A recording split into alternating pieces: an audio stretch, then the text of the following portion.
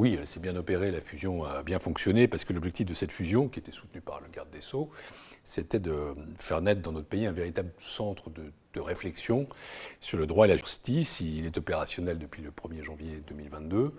Et je suis très satisfait de cette première année d'existence. D'abord, tout ça s'est construit rapidement, et ça a permis d'entamer rapidement ce qui était l'essentiel des premiers travaux de recherche.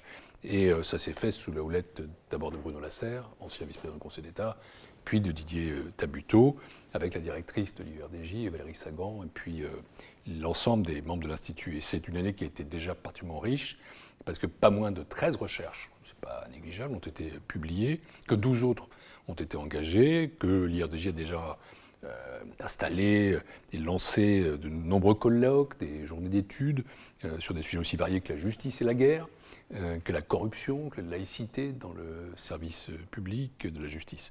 Enfin, je suis satisfait de l'esprit dans lequel ça s'est fait, parce qu'il s'inscrit dans la parfaite continuité des deux institutions antérieures, mais en les dépassant. Nous avons par exemple repris les modalités de gouvernance, comme on dit, avec une rotation entre les présidents de cours fêtières. Ce fut le vice-président du Conseil d'État, maintenant c'est moi pour 2 ans. Et puis il y aura aussi le premier président de la Cour de cassation, le président du Conseil constitutionnel. Nous sommes parvenus à faire perdurer les 2 prix, le prix Carbonnier et le prix Vendôme, qui récompensent les recherches sur le droit et la justice, plus particulièrement les thèses en droit pénal pour le prix Vendôme, les recherches sur le monde judiciaire pour le prix Carbonnier. Et je suis très fier que nous soyons parvenus, dès 2022, à organiser et décerner ces prix qui symbolisent l'engagement de l'IERDJ au service d'une recherche d'excellence. Donc, oui, une fusion qui est bien partie en tout cas.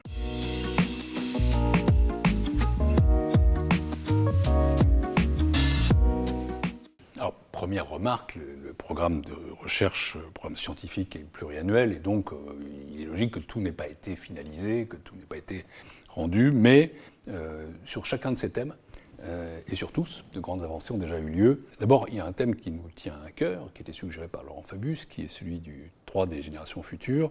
On regarde des questions que ça pose sur les enjeux climatiques, mais aussi plus largement sur les questions de transmission intergénérationnelle. Et j'y ajouterais, comme premier président de la Cour des comptes, les questions d'aide publique. Et donc il faut apporter une véritable réflexion prospective. Il y a donc déjà un groupe interdisciplinaire d'une douzaine de personnalités issues du monde professionnel, du monde scientifique, qui a organisé de nombreuses auditions, des ateliers de réflexion.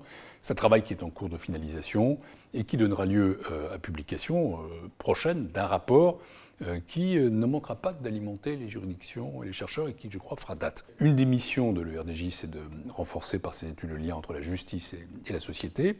On est dans un contexte qu'on connaît, c'est-à-dire de défiance par rapport aux institutions, y compris par rapport à l'institution judiciaire. Et donc il faut vraiment comprendre quelles sont les attentes du justiciable, du citoyen, par rapport à la justice. C'est pourquoi nous avons intégré à nos programmations la question des besoins de justice exprimés par les justiciables et les citoyens. Et nous avons déjà lancé un appel à projet qui va durer jusqu'en 2025, et plusieurs appels dans ce contexte-là seront lancés. Et d'ailleurs, j'incite à proposer des candidatures. Enfin, le dernier thème sur les identités professionnelles et les cadres de travail des acteurs du droit de la justice vise à initier une réflexion sur les transformations du métier, des métiers du droit et de la justice, au regard du contexte de mal-être qui a pu être exprimé par les professionnels de la justice. Donc, chacun des 3 thèmes est lancé, avec des avancées certaines pour chacun, inégales encore, mais tout sera livré. Et on va commencer par le droit des générations futures, qui est un travail, je crois, considérable, dont j'attends beaucoup.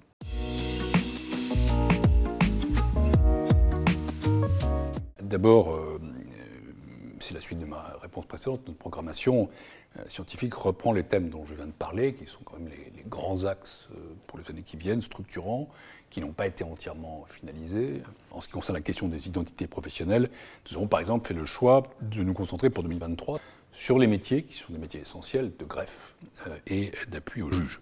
Ensuite, nous avons établi quelques grandes orientations qui sont la suite logique de travaux déjà réalisés. Nous travaillerons notamment sur l'exécution des décisions de justice en matière environnementale, dans la continuité de l'étude sur les générations futures que j'évoquais, ou encore sur le numérique et ses impacts sur le juge. On sait qu'il y a des besoins de numérisation dans la justice, c'est tout à fait majeur, et j'en profite pour encourager vivement les professions judiciaires et le ministère à poursuivre dans ce domaine. En ce qui concerne la programmation pluriannuelle, nous avons arrêté 2 nouvelles thématiques. La première concerne l'histoire, les transformations et les impacts des juridictions sociales. Et le second thème, j'en suis très heureux en tant que premier président de la Cour des comptes, je le demeure, porte sur la justice économique, sur son fonctionnement et ses acteurs. Et donc vous voyez que c'est une programmation qui reste fidèle à ce qu'est l'IURDJ, c'est-à-dire l'héritier de 2 institutions qui lui préexistaient.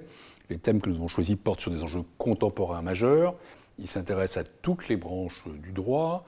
Ils se veulent ancrés dans le réel pour éclairer les décideurs publics et les praticiens du droit. Ils sont aussi une réflexion historique sur le passé et une prospective pour l'avenir. Enfin, je souhaite que l'année 2023 soit une année de valorisation des recherches précédentes. L'ambition de l'IURDJ, c'est d'apporter ces réflexions à la société, c'est de contribuer au débat public. Or, il est inutile d'élargir une programmation scientifique si nos études ne sont pas entendues. Donc, la première des choses, c'est de consolider l'existant, c'est de diffuser, de valoriser des résultats des recherches récentes de l'Institut et de ses membres. C'est pourquoi on va insister beaucoup aussi sur la communication, la valorisation, la diffusion de nos travaux, tout en poursuivant bien sûr les recherches qui sont engagées. Voilà l'esprit de cette programmation qui est large, à la fois dans la temporalité, mais aussi dans l'interdisciplinarité, et ça traduit bien l'ambition du projet.